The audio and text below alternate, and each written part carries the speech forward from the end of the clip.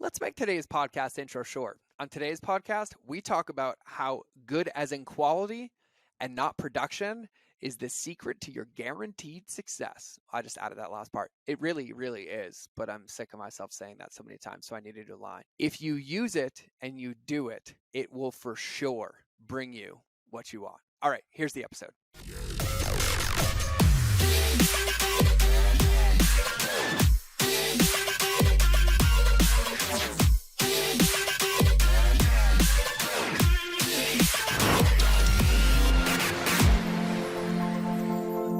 Everybody, welcome back to another episode. I am feeling extra cowboyish, extra Montanish since I just got back from Billings, Montana. Did a little 7-hour road trip down and met my Gel Blaster team because we sponsored PBR, so we got to hang out with cowboys.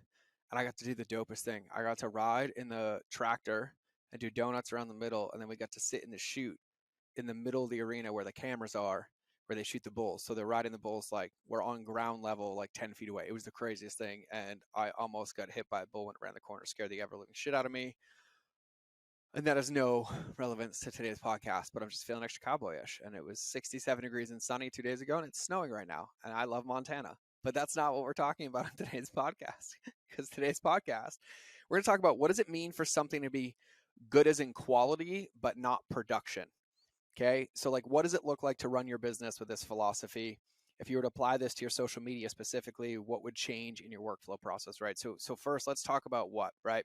And, I remember in the early days as an entrepreneur, back in the days of me being a blogger, back 2009, 2010, when I was learning about blogging, I remember a few specific people standing out. Derek Helpburn was one of them. He ran a website called Social Triggers. Neil Patel was another one.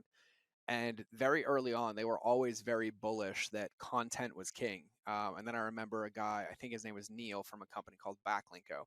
And early on in my career, it was always driven home to me that content was king, right? But what they really were talking about was the value of the content, not what it looked like, not the production, not the quality camera, but like the faster you can create something of value and get it in the world, the faster you win, right? And this philosophy is one that is maybe a tightrope that we dance with, because there's definitely times where when we're fast and loose, right, it can be a liability. But then there's other times where we understand that in entrepreneurship, speed is one of the easiest ways to win the game, because if you can adjust fast and you can pivot fast, then you can win the game.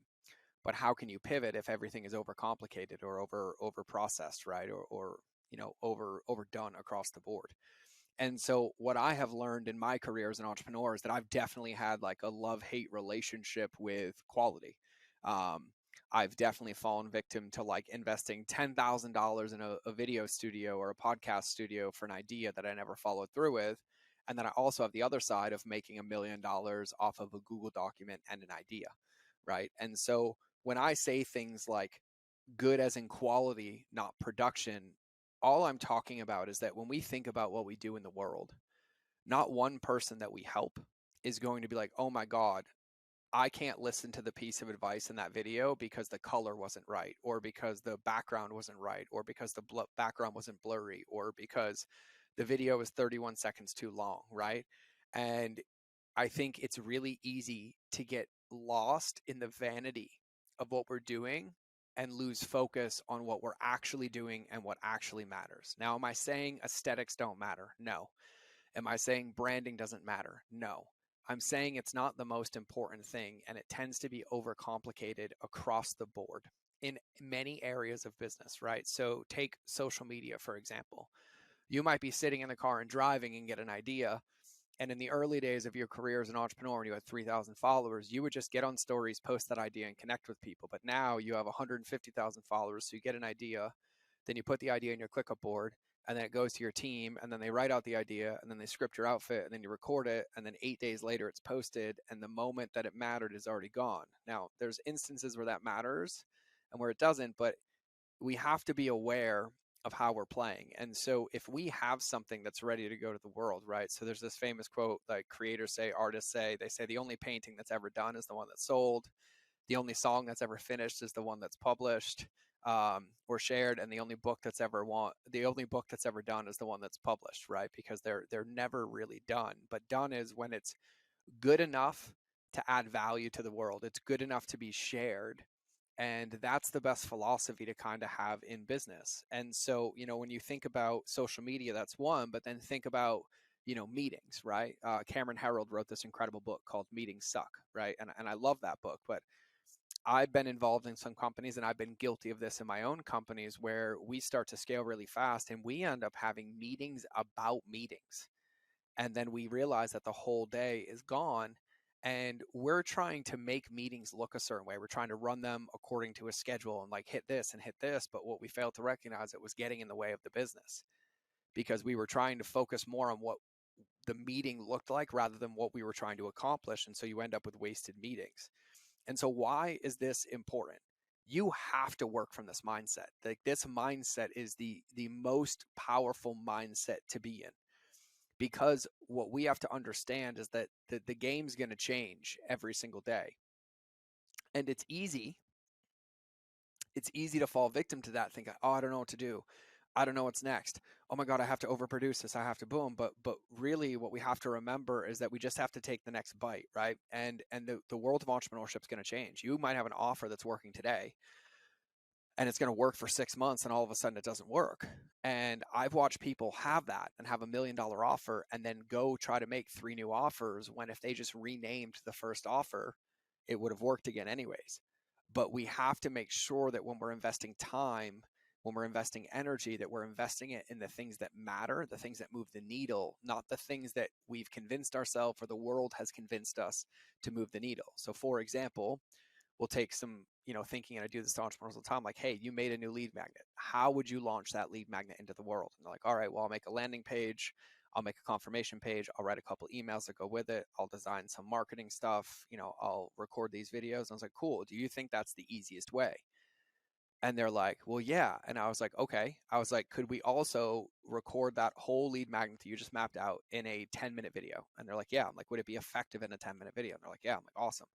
Could we link that on YouTube? And they're like, yeah. I'm like, could we make a Google document, write some words in it, and then link to that YouTube video and tell them what to do? And they're like, yeah. I'm like, could we go post an Instagram story right now telling people we have it and send them that link? And they're like, yeah. And they're like, oh, right.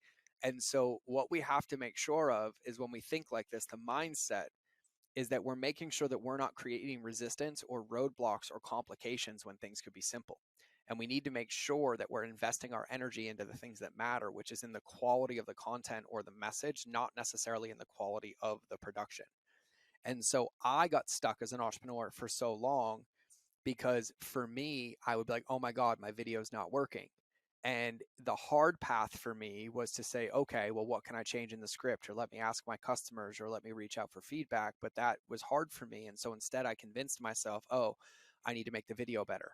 I need to change this. I need to change that. And I'd say there was about 5 or 6 year period where I was stuck in that cycle because I didn't know, or maybe I knew, but I was scared to invest my time in the thing that would allow me to grow. So for me personally, I was hiding in the production because I was like, oh my God, if I make the video better, then I won't have to adjust the message. And I was struggling with the message because it was raw for me and it was my emotions and it was hard to get feedback. So I had to work on those pieces.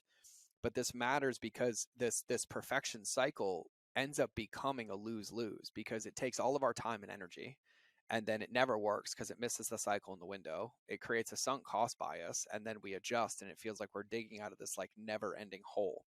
And so you have to understand this because you are, for a lack of better terms, a triage nurse in your business. That's the analogy I've been using lately for the last quarter, so that's the one I'm going to use. And as that triage nurse, right, you have many positions in your business, right? You might just have a quarterback and a coach, right? You might have a team of players and 3 coaches, right? Everybody's business looks a little bit different, but at any given moment, your job is to have the most accurate awareness of the field in front of you, right? And then make decisions based on your resources to move the needle of your business. And I've been involved in literally thousands of businesses at this point, and I've never seen a needle mover for a company add revenue that says, oh, design a more beautiful funnel or add a 7-page thing to this. No, it's what's the most effective way to get the message across, right? And this is the most beautiful part. This mindset, the reason I struggled with this mindset for so long is because I was like, well, I only have one chance.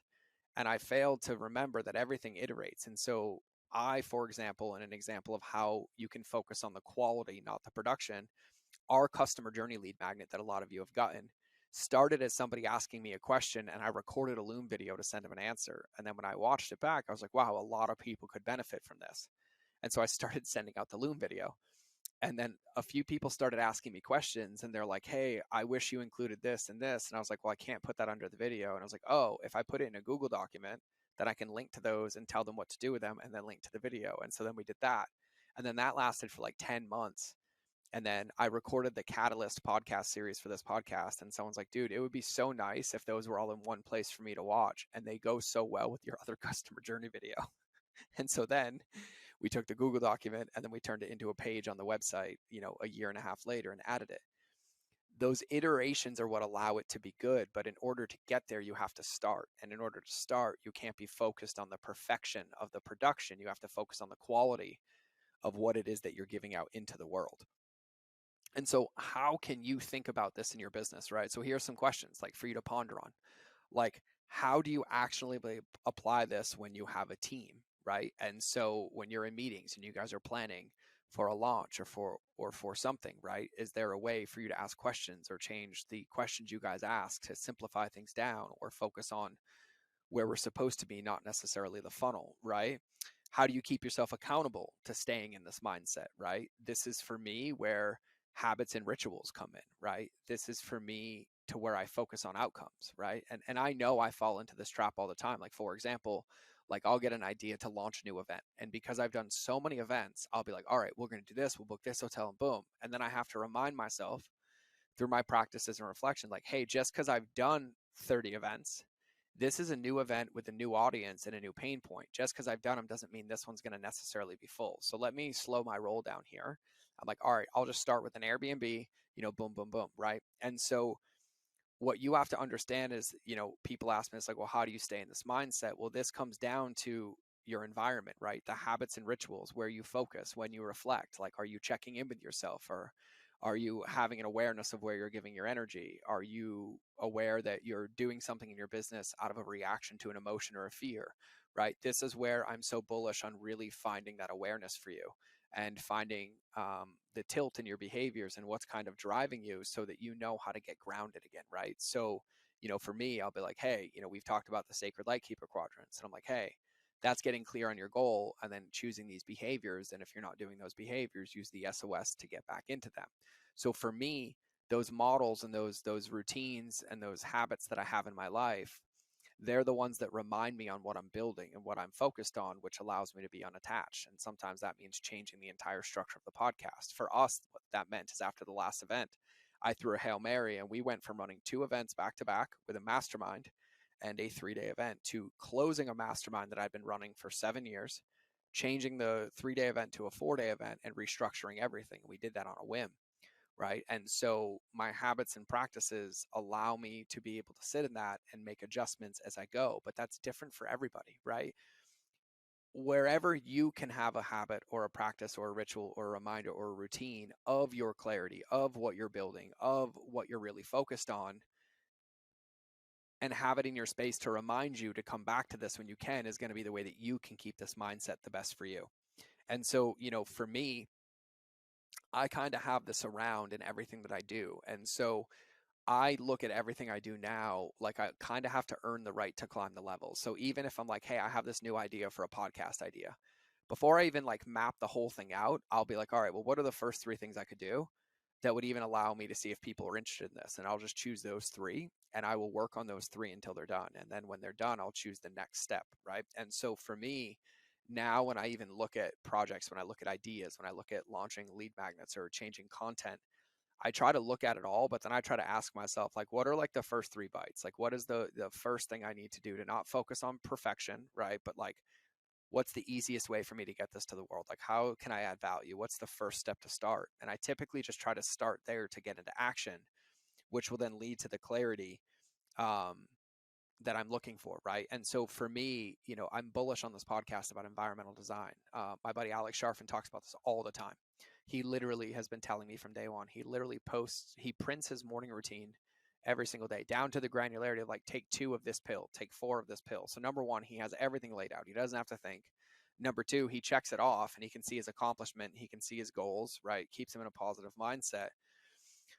but he uses the power of that reminder and of that environment and of those things so that even if he wakes up and he doesn't feel like it, or if he gets stressed or emotional, he knows exactly what to fall back on.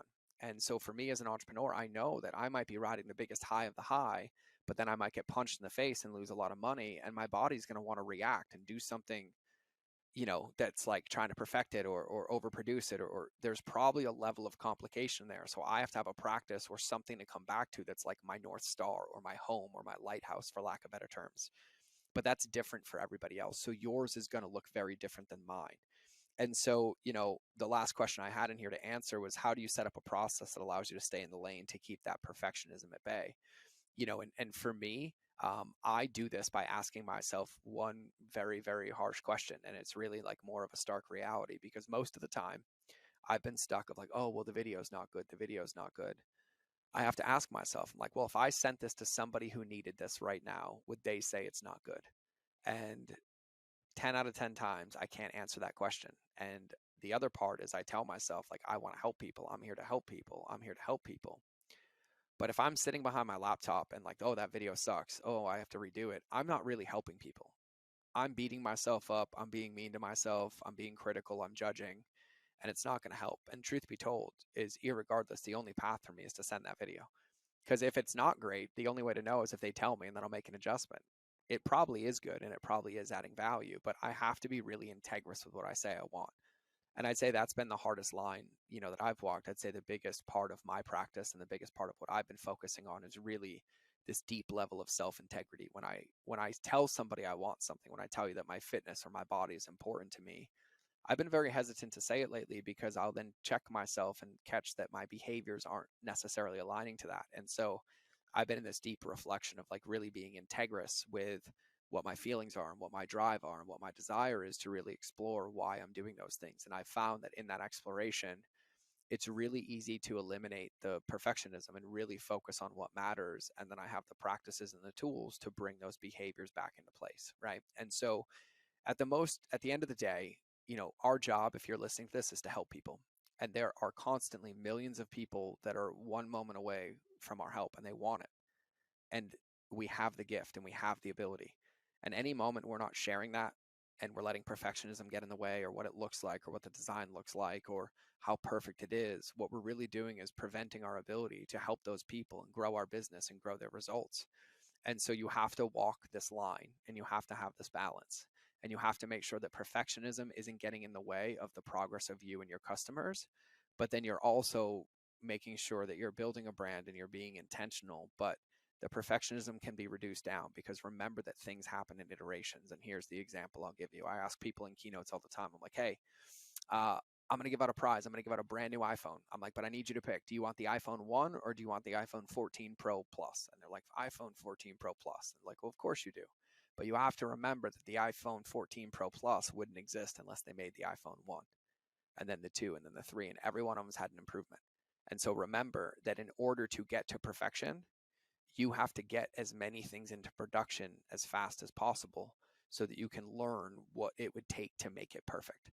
So the more you put out, the faster you'll learn, the more progress you'll make, and the faster you'll get to the iPhone that you currently have in your hand. And so whatever practices those are for you, whatever rituals those are for you, that would be my reminder for you today. So that's what I have on today's podcast. So it's been a pleasure. I love you all. I have to go pack. I have to take a trip on the road for 8 days. Austin, Vegas, consulting, world domination, all that fun stuff. But I love you to pieces, and I can't wait. You're going to be seeing some new studios soon, because what you can't see around me if you're watching this is the whole studio's been under construction, and I got new furniture, I got new studio sets being built, and I'm excited to show you all of them. So I'm going to get back to it. Have a beautiful day. I love you to pieces. Remember that relationships will always beat algorithms. So I'll see you or hear you, or you'll see me or hear me, and then I'm out. Have a good day. Here's the outro.